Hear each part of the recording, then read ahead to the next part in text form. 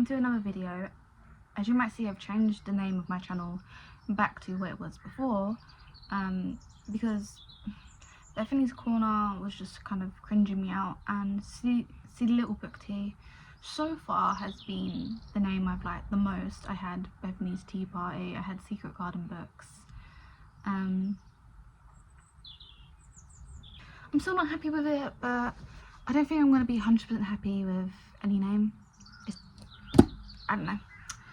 But anyway, here today I want to talk about one of my favourite authors, and that is Stephanie Garber. I want to do more chatty videos just talking about things.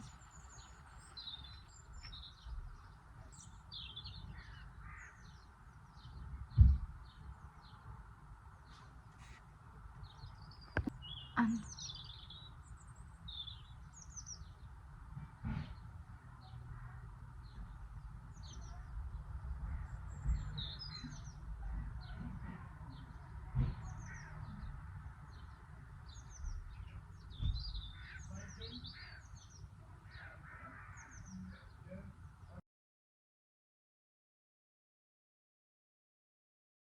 so, Stephanie Garber.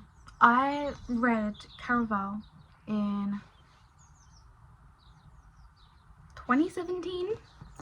My copy of Caraval has sprayed edges, which is so weird because I bought this from Tesco. 2017 was the year I had 2015 was the year I really picked up my reading, and then when I left school it was kind of over a little. I mean secondary school, so I was 16.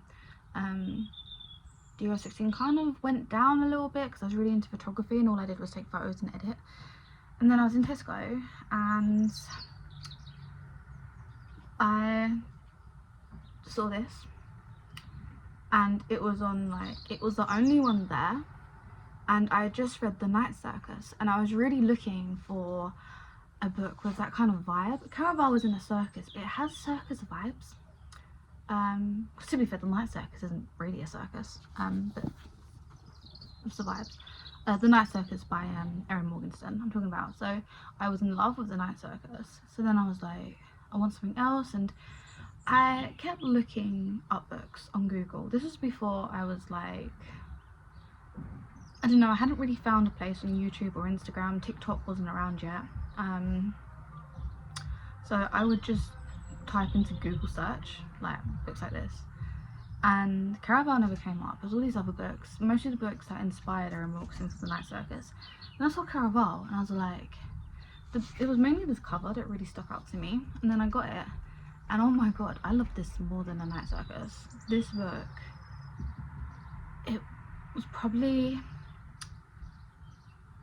the first time, see, I had read The Hunger Games. I love The Hunger Games.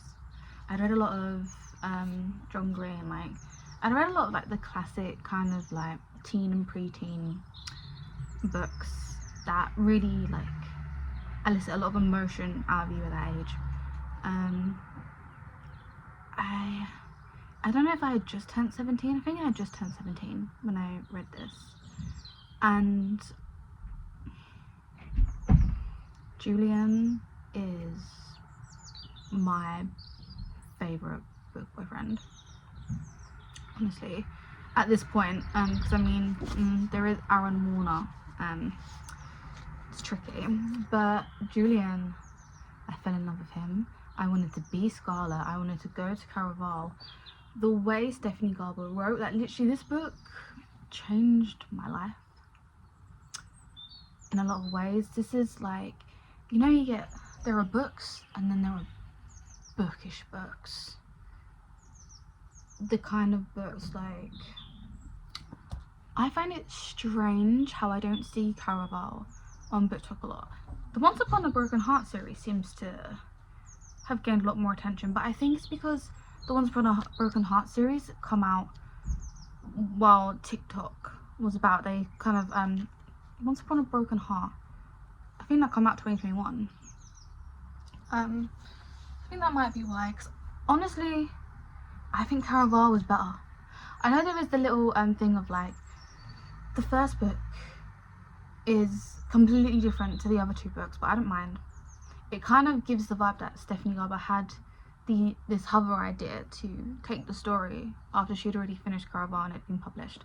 I don't care, I don't mind, I loved them. I love all three of them, and I loved this. It's kind of funny actually, because I read Caraval in 2017 and then I didn't pick up Legendary and Finale until 2020.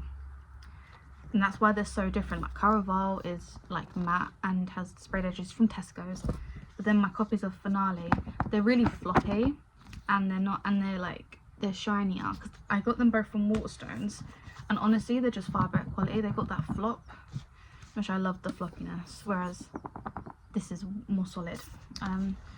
I didn't read them until 2020, and that was because, again, my reading journey is kind of like all over the place, because I loved this book so much, but Legendary wasn't out yet, so I ended up reading Caraval pretty soon after its release. So then I had to wait for Legendary to come out, and then while waiting I started other series. I started acting classes, which I really regret, and then it was just because I was still in college as well when it was happening, so everyone just got over the place. So then I revisited My Love in summer 2020 when it was that whole eat out to help out thing, so then more shops were opening up, including Waterstones, and then I read these so fast. And I remember it was such the vibe when I was reading these two books as well, because that 2020 summer was so boiling hot, and I really needed this because my nan died during the first lockdown. Not from COVID, it was from cancer. And so when people like talk back to lockdown 2020 in general, some people are like, oh, you know, nostalgia, like I love just making my whipped coffee and like baking bread and going out for long walks and just spending time with my family. No, it was hell for me. We would just sitting by my nan every day waiting for her to die. The last 2 weeks she couldn't even talk, and it was hell. And then we also had her funeral during that time too, and then there was the healing and the grieving. And honestly, these two books, probably the only good thing that come out of the year 2020 for me. It's just like, it does my head in. Like so many people just like, oh yeah, you know, lockdown, chill, cool, whatever. My boyfriend was like, oh, you know, I had like a huge garden, like ground vegetables, I love to stand up there. I was like, well, good for you, I had an awful time. I would take the opportunity for a lockdown again, because no one in my family has cancer and is currently dying. I feel like if a lockdown come around now, I could definitely vibe with it a lot more. But these were like the only two books I read really in 2020. I obviously did read more, but it was hard to read. These books, they saved me. Probably another reason, because Caraval as well got me a long time. So that's like, maybe that's why I love these books more than Once Upon a Broken Heart. But these are beautiful. And Stephanie Garber, because I had to do research into like her vibe and her inspiration behind these books. She wanted this series to feel like a Florence and the Machine song mixed with a Baz Luhrmann movie. And that is 110%, 1000% correct. That is the vibe. Florence and the Machine and Baz Luhrmann. That is the Caraval vibes. Mixed with a little bit of circus, and it does feel like you're playing a game of cards, honestly. I don't really play cards, but I get the vibe, and it's that, and not even because of like the way it looks. And another thing about the Caraval series is the structure of how the books are, because you have the 5 Nights of Caraval, which are in all 3 of these books, and I feel like that really helps my reading pace as well. It's super intriguing, and you just, again, the whole concept of Caraval is that you don't know what's real, and I love that. And that keeps you reading, because you just want to find out what the truth is, because you think you found out the truth, but you don't trust it because you're only like a few pages in to the chapter, and then something else is going to happen and you're halfway through the book, and that's not going to mean that anything is right. So you keep going, and the 5 Nights of Caraval really break it up nicely, because you know, like books of like part 1, 2 and 3, like that's all well and good, and sometimes it just feels a bit forced, but the Five Nights at Caraval, and then you also have the before and the after, and I love the structure of these books, like, and the settings and the scenes are beautiful. The way Stephanie Garber writes, she writes very similar to how she does in Once Upon a Broken Heart, where she compares stuff. I said it in my A Curse for True Love reading blog, because I did a reading blog for the last book in her Once Upon a Broken Heart series, and the way she explained things, I don't have any examples off the top of my head, but she says stuff like he smelt like spell casting, or you know, she danced like a fairy tale, like think like she goes like this or like that, like, is it a simile? I think it's her similes. Her similes are like gently unhinged, and I love that. I love the way she says it. When I'm editing this, oh my god, when I'm editing this, I will find some proper examples and then write them. No, I will just put them on the screen to properly just get it across. But this video, I have no script, I'm just going off my brain because I have a lot to say.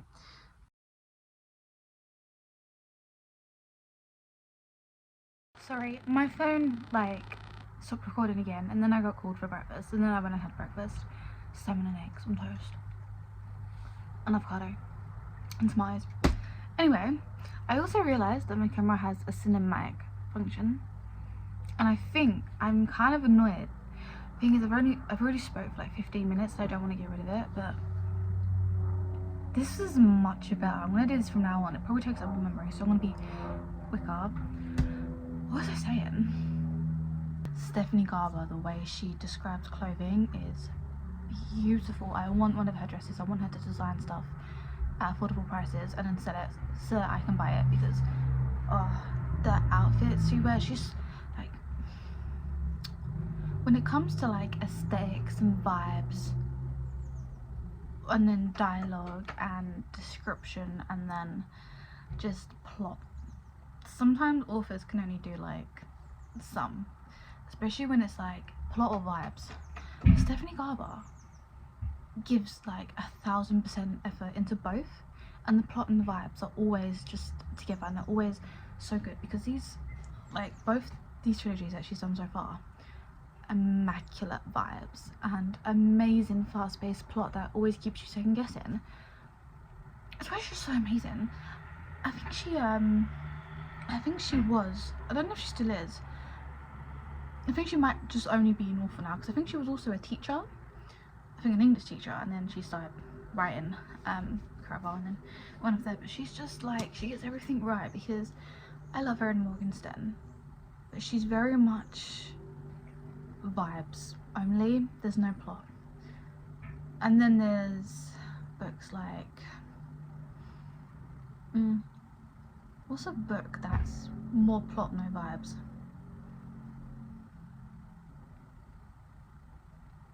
See, I love the Shatter Me series, but you don't really get much description of like your surrounding area. I mean, if you do, it's pretty bland, but then again, that kind of creates the right vibe, because the world is like not in a good place. I don't know, I can't think of a right example of it, but there are books that are just plot, no vibes. But Stephanie does both, and then her characters are also vibrant, and the dialogue is beautiful, and everything's beautiful.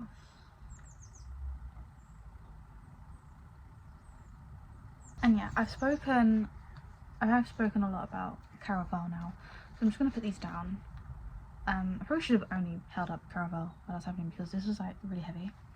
And now the Once Upon a Broken Heart series, again, kind of like, I would kind of say just all the same stuff that I have already said. These are not, just realised all this time, it's not even in order. It doesn't matter. The Once Upon a Broken Heart trilogy, a lot of people say better. I don't think they are better, but again, I had read them fast. Who knows? I love Once Upon a Broken Heart. Did that focus? It did. This trilogy, I understand why a lot of people think it's better than Caraval, because a lot of people have read this before Caraval, and I think maybe if I read this before Caraval I might feel differently. I don't know, I think Caraval is just very much more for me. Again, I still love these books, and I would actually say, well, the Caraval vibes are more summer, they're more warm. The Once Upon a Broken Heart series vibes are more cold because it's in the Magnificent North.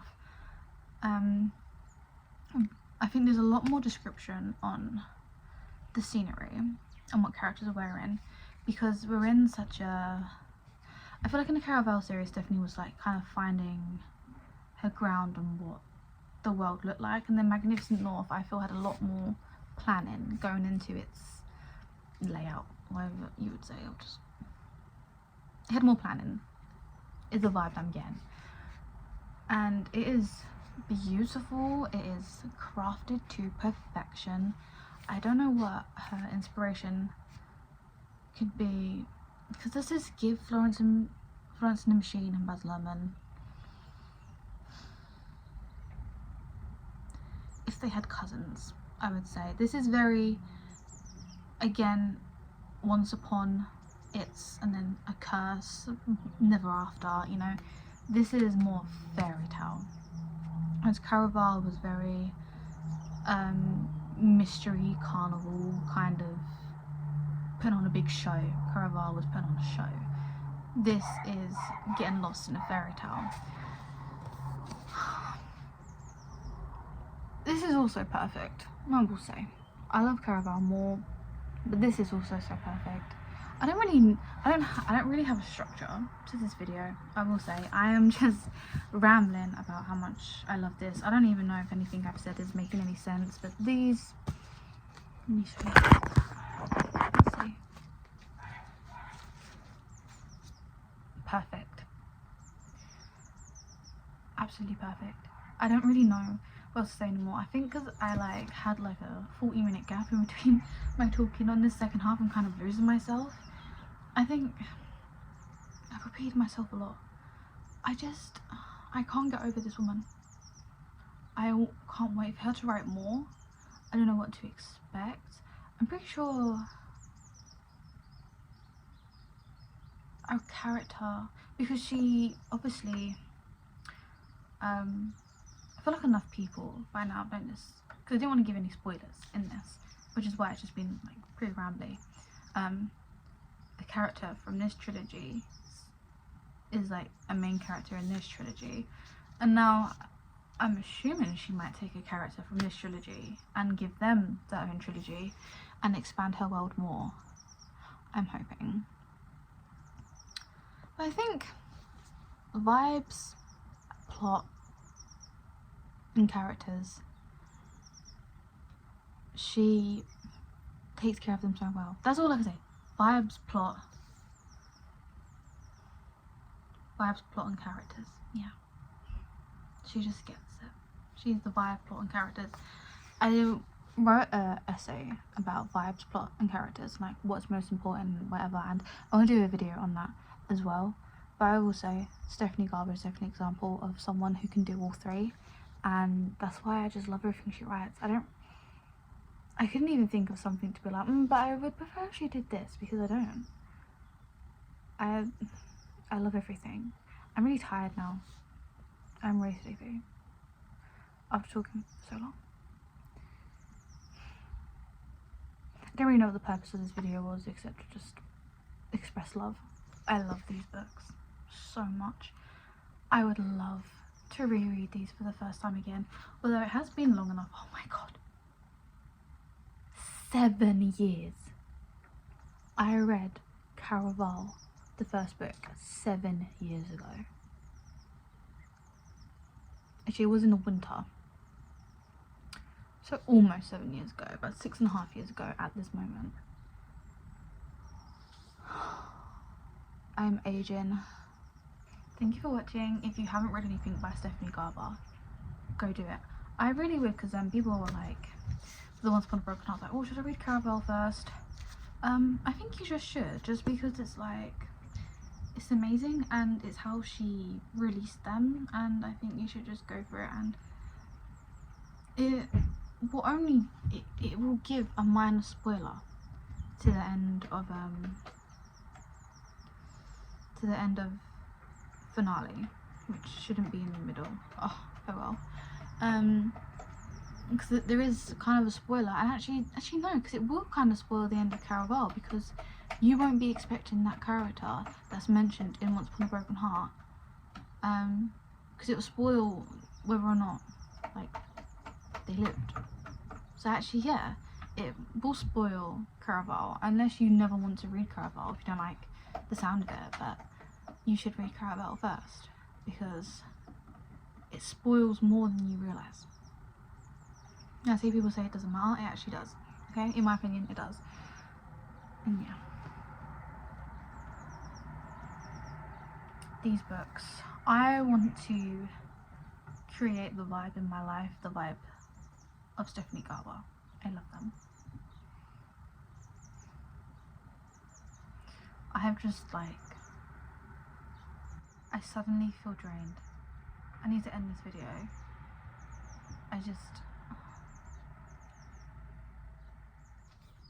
Yeah, thank you, bye.